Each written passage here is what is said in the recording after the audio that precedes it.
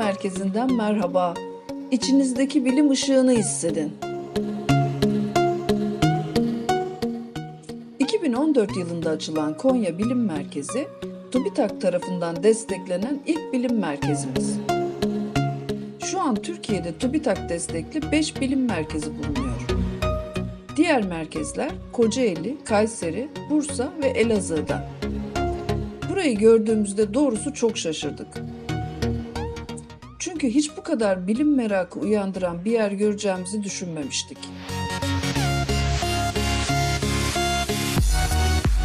Merkezde dünyamızın yapısı, enerji kaynakları, evrenin sırları, vücudumuzun gizemli yapısı, hastalıklar, robotlar gibi 9 ayrı tema yer alıyor.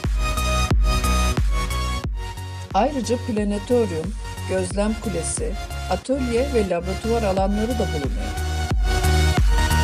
Yani sizin veya çocuğunuzun gezerken katılımcı olarak dokunma, keşfetme, araştırma olanağı bulacağınız bir ortam.